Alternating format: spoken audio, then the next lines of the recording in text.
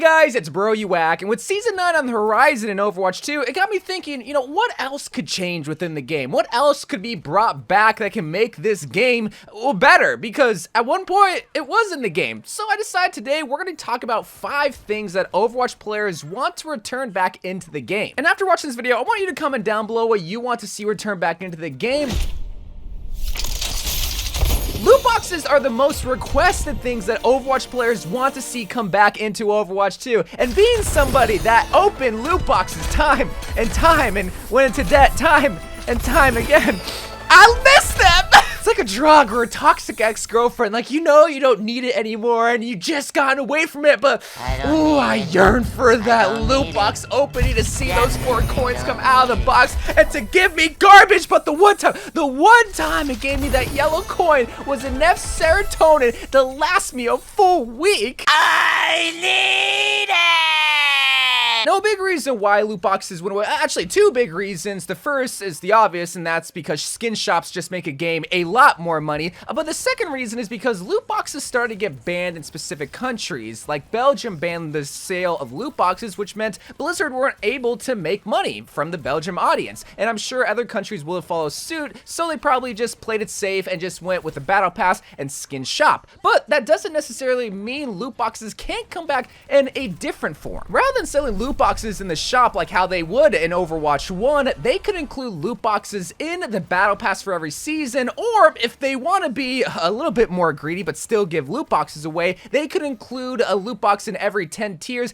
in the prestige section of the battle pass. I don't know how you guys feel about prestige titles, but I think that they're pretty useless, and while we don't have to get rid of them outright because it's not like it takes a long time to make prestige titles, making it so that players get rewarded with every 10 tiers or so with a loot box will make it a little more desirable to grind the final part of the battle pass. But no matter what they do with loot boxes, players just want to see them come back because they yearn for the it's not gambling. That's a big reason why Belgium banned loot boxes.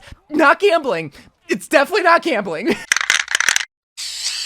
Something that players want to see come back into Overwatch 2 that is probably just as big of a gamble as loot boxes are seasonal rewards, but more importantly, top 500 sprays and rewards. Now, the reason why this is a bigger gamble is because, well, you need good teammates to get into top 500, and we all know how that is in Overwatch. All jokes and copium aside, something that I really miss about the end of season rewards in Overwatch 1 was just seeing the different animations for top 500 sprays. Like the first one that I ever saw was snow falling on Skya, and then one of my favorite ones is the end of season 9 with Hollywood palm trees moving as if you're driving down Sunset Boulevard. It was just really cool and creative to see what the artists would come up with for the end of every single season in terms of the animation. But then eventually they just swapped to hero specific top 500 sprays where the top 500 version was golden, and I have a couple of them like with Mei and Genji, but most of them were just featuring hero guns, which were alright, but I really like the original top 500 sprays that they had. While at the time it wasn't the biggest incentive to get to top 500, now that's gone, it's definitely something that people miss, especially looking at the top 500 rewards that we get now, which is a name card. You guys know how I feel about name cards. I think they're cringe, but these sprays, they are cool.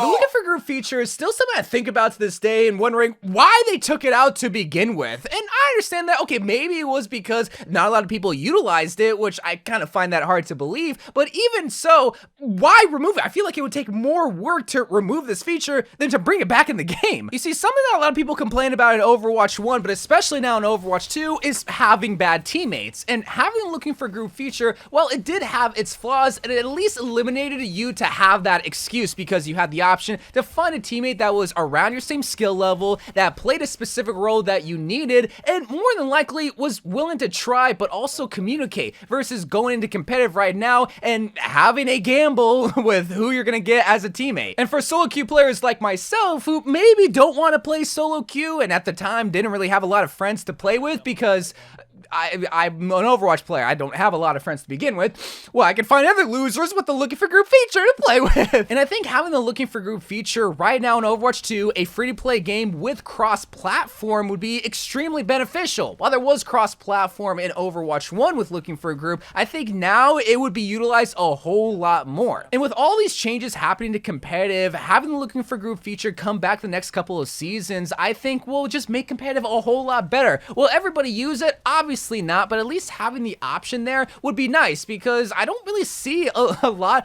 of competitive video games have a feature like that our Overwatch 1 originally had, but then they didn't bring back, and I don't get why.